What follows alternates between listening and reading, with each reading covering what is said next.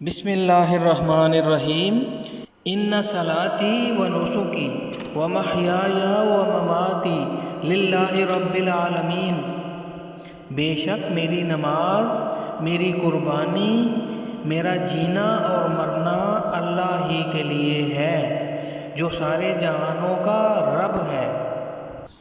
ایک ضروری بات قربانی کے بارے میں، بہت سے لوگ یہ سمجھتے ہیں کہ اگر گھر میں ایک قربانی ہو گئی، مثلاً شوہر نے قربانی کر دی تو بیوی کی طرف سے بھی ادا ہو جائے گی، والد نے کر دی تو بچوں کی طرف سے بھی ادا ہو گئی۔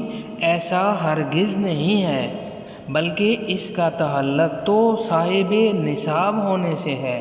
اگر میاں نے اپنی قربانی کی اور بیوی بھی صاحب نصاب ہے، صاحب نصاب کے بارے میں ہم آگے چل کے انشاءاللہ بات کرتے ہیں، اور اگر بیوی بھی صاحب نصاب ہے تو اسے بھی الگ سے قربانی کرنی پڑے گی، اور اگر بچے صاحب نصاب ہیں تو ان کو بھی۔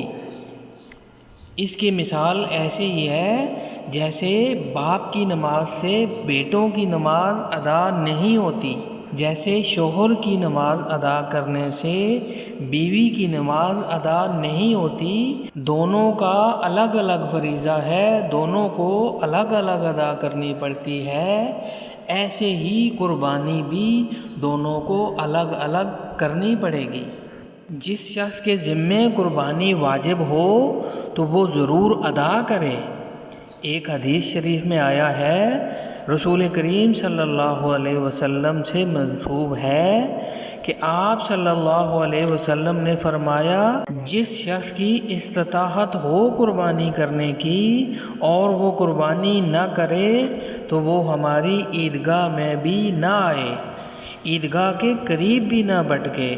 یہ وعید بیان کی آپ صلی اللہ علیہ وسلم نے، اللہ اکبر۔ اور اگر استطاعت نہ ہو تو اللہ تعالیٰ نے کوئی ایسا حکم نہیں دیا جو وسعت سے باہر ہو، اور صاحب نصاب کی مقدار جو فقہائے کرام نے مقرر کی ہے وہ 52.5 تولہ چاندی کی قیمت، اس کے برابر سونا، مال تجارت یا نقدی وغیرہ موجود ہو تو پھر اس پر قربانی واجب ہے، چاہے اس پر سال نہ گزرا ہو۔ بلکہ 10 ذو الحجہ کی صبح صادق کے وقت آپ کے پاس یہ مالیت موجود ہو تو قربانی واجب ہے، یا آپ کے پاس ضرورت سے زائد سامان کی شکل میں موجود ہو تو بھی قربانی واجب ہو جاتی ہے۔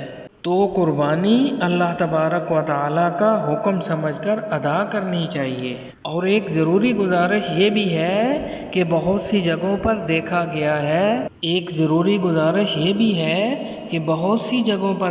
گیا ہے کہ لوگ قربانی کی مصروفیت میں نماز کی طرف توجہ نہیں دیتے۔